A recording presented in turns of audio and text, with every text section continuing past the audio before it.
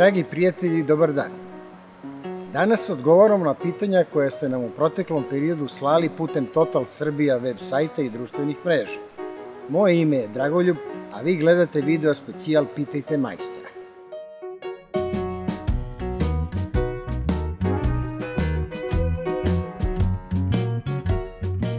Kočione tečnosti se menjaju prema preporuci proizvođača vozila. DOT3 se po pravilu menja na 2, eventualno 3 godine.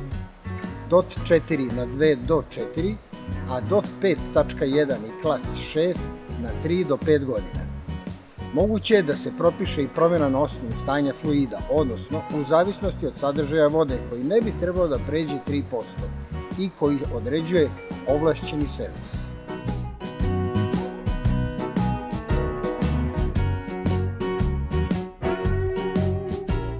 Vibracije na papučici kvačila u toku vožnje su posledica neravnomernog trošenja nekog od elemenata sistema prenosa snage između motora i menjača, a to su lamela, korpa i drug lager. Nikako nije preporučivo da u toku vožnje držite nogu na pedali kvačila, jer na taj način skraćujete radni vek lamele i korpe.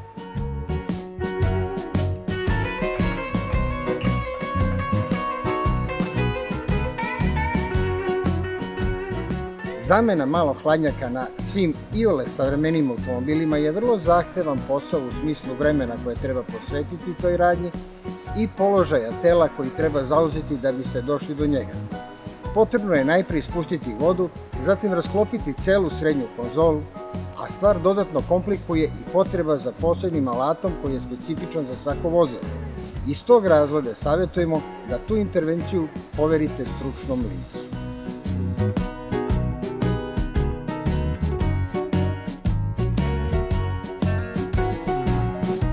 Ako čujete šištanje iza auspuha, treba provjeriti kompletan izduvni sistem, od motora do zadnjeg branika i pregledati da li u nekom od lonaca otpala pregrada ili je automobil negde naseo pa je spljeskana cev.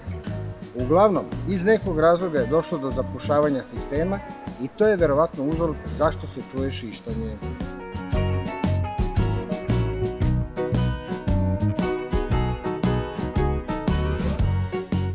Alternator je vrlo bitan element koji proizvodi struju. Budući da automobil za vreme rada troši struju, dužnost alternatora je da nadoknađuje sve što je potrošeno i održava izvesnu količinu, odnosno kapacitet struje u akumulatoru. Onog trenutka kad je akumulator pun, alternator prestaje sa punjenjem i praktično tu struju koju proizvodi šalje na drugi kraj, tako da ne dođe do prepunjavanja akumulatora. Simptomi kvara su totalni prestanak punjenja ili odlazak u fazu previše punjenja. Znak da je loše punjenje jeste situacija kad se sa povećanjem i smanjenjem broja obrtaja motora povećava, odnosno smanjuje intenzitet svetala. Kada je nedovoljno punjenje, znači da će automobil ići dokle god ima struju u akumulatoru, odnosno kod novije generacije automobila dok napon ne padne ispod 9, odnosno 9,5 V. Prepunjavanje može biti jako opasno i manifestuje se tako što akumulator otekne i počne rapidno da gubi tečnost. Svaka od ovih situacija iziskuje brzo reagovanje i posjetu serviseru.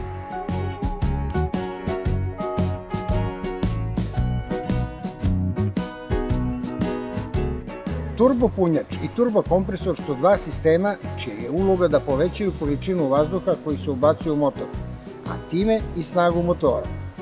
Oba sistema rade na principu sabijanja vazduha, pri čemu je jedina razlika u tome kako dobijaju snagu za pokretanje. Turbokompresor koristi snagu motora putem kaiša koji je povezan na radilicu. Taj kaiš pokreće delove kompresora koji sabijaju vazduh i usmeravaju ga u motor. Turbopunjač, sa druge strane, u svom kućištu ima deo koji se zove turbina. Turbinu pokreće izduvni gasovi motora. Ceo sistem je nešto složeniji i proizvodi izuzetno visoku temperaturu prilikom kompresije vazduha, pa se dodatno koristi uređaj za hlađenje koji se zove interkuler. U odnosu na turbokompresor, turbopunjač je ekološki prihvatljivije rešenje jer koristi snagu izduvnih gasova, obezbeđuje nižu potrošnju goriva i manje bučan, dok je s druge strane nešto skuplji za održavanje.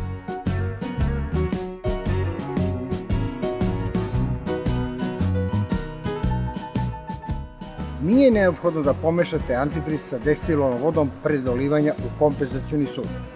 Antifriz se može sipati direktno i u vruć i u hladan motor, dakle i u upaljen i ugašen motor.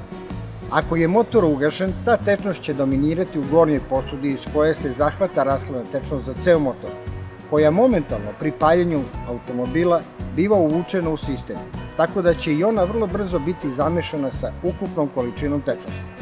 Ukoliko je motor vruć, apsolutno je bezbedno dolivati antifriz zato što je količina dolivene tečnosti suviše mala da bi mogla na bilo koji način da našteti motoru. Motoru može naštetiti jedino ukoliko on prokuva, pa izbaci recimo 70% sadržaja, a onda vi dolite odjednom 70% tečnosti koja fali. Dolivanje se u slučaju prokuvavanja motora obavlja polako, da ne dođe do termošoka. Potrebno je da tečnost postepeno poprima temperaturu motora, te tako što više tečnosti ulazi u motor, temperatura motora koji je prokuvao biva sve niža.